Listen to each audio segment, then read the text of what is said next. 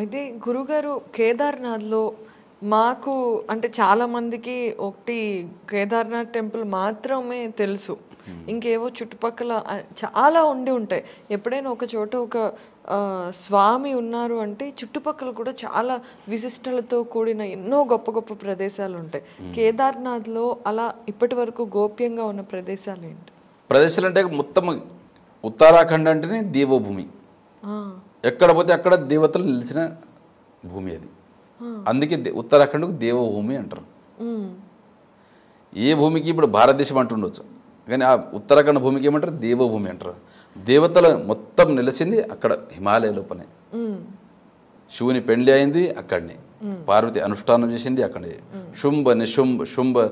నిశుంభల మర్దన చేసింది కాళీ రూపం తీసుకొని. ఆ కాళీమఠం బి అక్కడ హిమాలయ లోపలనే. కార్తీక స్వామి తపస్సు చేసింది హిమాలయనే. మొత్తం దేవతల వాసన నివసించింది హిమాలయ రూపం. అందుకే ఆ భూమికి దేవభూమి అంటారు. అందుకే హరిద్వార్కి కూడా హరద్వార్ అంటే శివుని ద్వారం. హరిద్వారం బయలుదేరితే మొత్తం శివుని ద్వారం. అక్కడ మొత్తం ఎక్కడ చూస్తే దేవస్థానాలు, ఎక్కడ చూస్తే దేవతలే. అందుకే దేవభూమి అంటారు. ఒకసారి కేదార్నాథ్ వెళ్ళొస్తే మనది పునర్జన్మ అని చెప్తారు. ఎందుకంటే ప్రతి ఒక్క మనిషి తప్పులు చేస్తారు. తెలిసి తెలియని తప్పులన్నీ ఈ పవిత్ర క్షేత్రం, పుణ్యక్షేత్రం, శైవ పరంపరలో కేదార్నాథ్ యాత్ర అంటేనే విశిష్టత ఉంది.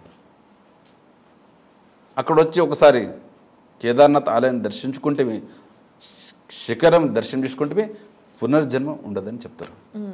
అయితే ఇప్పుడు మీరు అన్నట్టుగా స్వర్గానికి ద్వారమై ఉండొచ్చు, పునర్జన్మ లాంటిది ఒక్కసారి ఆ పరమశివుడి చూపు మన మీద పడితే నిజంగా మీరు అన్నట్టుగా పునర్జన్మే.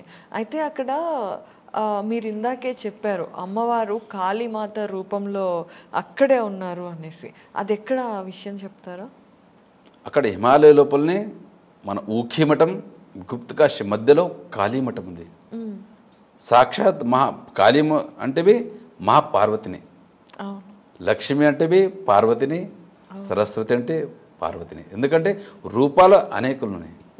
వేరే వేరే రూపంలో నిశుంభ మర్దన అంటే సంహారం చేసింది అక్కడనే కాళీమఠం లోపల. నాలుక పెద్ద చేసి ప్రతి ఒక్క రక్తంది ఊరం నాలుకతో సాఫ్ చేసుకుంటా ఆ నిశుంభ మర్దనం చేసింది అక్కడ కాళీమఠంలో ఉంది. అక్కడ ప్రతి సంవత్సరం ప్రతిరోజు అక్కడ పూజ జరగదు. శ్రీయంత్రం ఉంటుంది అక్కడ పైన. ప్రతిరోజు శ్రీయంత్రాన్ని పూజ అవుతుంది. కానీ మూర్తి పూజ నవరాత్రి లోపలనే కాలరాత్రి రోజే విశేష పూజలు నెరవేరుతాయి అక్కడ. ఇంకా మిగతా రోజు యంత్రం ఉంది పైన, యంత్రానికి పూజ చేస్తారు. అది కాలరాత్రి రోజే, ఆ రోజు రాత్రినే విశేష మూర్తి పూజ అవుతుంది అక్కడ దేవిది. అది విశిష్టం అక్కడ. ఏ బాధలు, ఏ సంకటాలు వస్తే అక్కడ వచ్చి ఒక్కొక్కసారి దర్శించుకుంటే అన్ని విఘ్నం దూరం అవుతాయని చెప్తారు అక్కడ కాళీమఠంలో. ఆ కాళీమాతని దర్శించుకుంటే చాలామంది అక్కడ మన గ్రామ దేవతలాగానే ప్రతి ఒక్కరు పోయి అక్కడ ప్రత్యక్షంగా పూజలు నెరవేరుస్తారు. అక్కడ నవరాత్రి సమయంలో పోతే పెద్ద ఎత్తున వస్తారు. మరి మిగతా సమయంలో అందరు పోయి దర్శించుకుంటారు. ఏ వాహనం తీసుకొస్తే పెండ్లి అయితే ప్రతి ఒక్కరు అక్కడ కాళీమాతను దర్శించుకొని ముంగడి కార్యక్రమం చేస్తారు అక్కడ. ఓకే గురువుగారు, అయితే ఇంకొక విషయం చాలామంది అడుగుతూ ఉంటారు, కేదార్నాథ్ స్వామి వారికి నైవేద్యాలుగా ఏం పెడుతూ ఉంటారు అనేది చాలా మందికి తెలియని విషయం.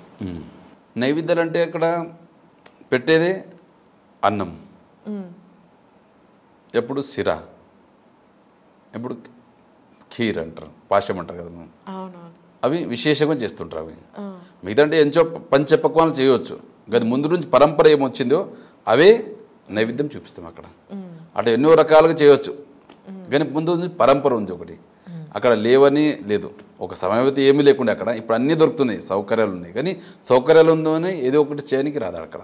ముందు నుంచి పరంపర యుగాల నుంచి ఉంది, ఇప్పటి నుంచి కదా.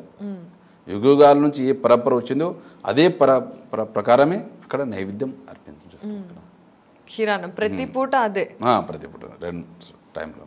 ఓకే. ఇప్పుడు బాలభోగులు అంటే డ్రై ఫ్రూట్స్ ఉంటాయి. విశేష మహాభోగు నైవేద్యంలో అంటే ఖీరు, సిరా, అన్నం చేస్తుంటాం. ఓకే. అయితే గురువుగారు హిమాలయాల విషయం దగ్గరికి వచ్చినా కూడా శివతత్వానికి ఎంతో దగ్గర సంబంధం ఉంది. అసలు శివుడు హిమాలయాల్లోనే ఉంటారు అని అంటూ ఉంటారు. వాటి విషయాలు మీ గురువుగారి ద్వారా కానియండి, అక్కడ ఉన్న పూజారుల ద్వారా కానియండి, ఇంకేదైనా ద్వారా మీరు ఎప్పుడైనా తెలుసుకున్నారా హిమాలయాల గురించి? హిమాలయాలు మొత్తం కేదార్నాథ్ చార్ధాములు ఉండేది హిమాలయ లోపల. అవును. గంగోత్రి, యమునోత్రి, కేదార్నాథ్, బద్రీనాథ్. అవును. ఋషికేశ్ ప్రారంభమైతే మొత్తం హిమాలయనే అక్కడ. హిమాలయ శివుని సృష్టికర్త అయినడు. ఎప్పుడు ఆ వాతావరణం ఎట్లా చేస్తాడో ఆ శివునికి తెలుసు. అట్లా ఎప్పుడు బర్ఫ్ పడుతుంది, ఎప్పుడు వర్షం వస్తుంది, అక్కడ ఎంత కష్టం ఉందో అంత ఆనందం ఉంది కేదార్నాథ్లో. ఇప్పుడు ఇక్కడ కూర్చొని కేదార్ ఎట్లా పోలే, ఎంత బర్ఫ్ ఉంటుంది, వర్షం ఉంటుంది, ఇక్కడ మనం అనుకుంటాం. కానీ అక్కడ పోయిన తర్వాత ఆ ఆనందం వేరే, ఆ భావనలు వస్తాయి అక్కడ. ఎందుకంటే సుఖశ్చానంతరం దుఃఖం, దుఃఖశ్చానంతరం సుఖం. సుఖం తర్వాత దుఃఖం వస్తుంట, దుఃఖం తర్వాత సుఖం వస్తుంట. అంటే ఇటు పోయేదాకా దుఃఖం అనిపిస్తుంది, చాలా కష్టం అనిపిస్తుంది మీకు కేదార్నాథ్ పోయిన. అక్కడ పోయిన హిమాలయాలో అక్కడ బర్ఫ్, ఆ దేవస్థానం చూసిన తర్వాత అక్కడ ఆ ఆనంద భాష్పాలే వేరుంటాయి అక్కడ కేదార్నాథ్లో, హిమాలయ. అందుకే హిమాలయ అంటారు. అయితే హిమాలయాలలో ముఖ్యంగా శివుడు ఉండే ప్రదేశంలో కానివ్వండి, కైలాస పర్వతం దగ్గర కానివ్వండి, మనకి టైం అనేది చాలా ఫాస్ట్గా ఉంటుంది. మనం ఇక్కడ ఒక రోజు గడిపితే అక్కడ 15 రోజులు, వారం రోజులు గడిపినట్టు అని సైంటిస్టులు కూడా చెప్పినట్టుగా ఎన్నో వార్తలు వస్తున్నాయి. వీటి గురించి మీరు ఎప్పుడైనా తెలుసుకున్నారా? సైంటిస్టులు అంటే వాళ్ళు సంశోధన చేస్తుంటారు, వాళ్ళ విషయాలే వేరు. ఇప్పుడు మనం తెలిసిన పూజ విధానం గురించి, అక్కడ ఉండే ఇది గురించి చెప్పవచ్చు. ఇక ఈ సైంటిస్టులు అంటే వాళ్ళ పనినే అది. అవునవును. సంశోధన చేసేదే వేరే. మన సంశోధన అంటే మన శివుడే సంశోధన మనది. అవును. అంటే కైలాస పర్వతం గురించి, కైలాస పర్వతం గురించి వేరే ఉంది అక్కడ, మనకు అంత ఐడియా లేదు అక్కడ. మన కేదార్నాథ్ గురించి అంటే మనకు కొంచెం ఇది ఉంటుంది. కైలాస పర్వతం అంటే చాలా పరిక్రమ చేయబడుతుంది, ఆ సమయం వేరే, అక్కడ దర్శనాలు వేరే, అట్లా.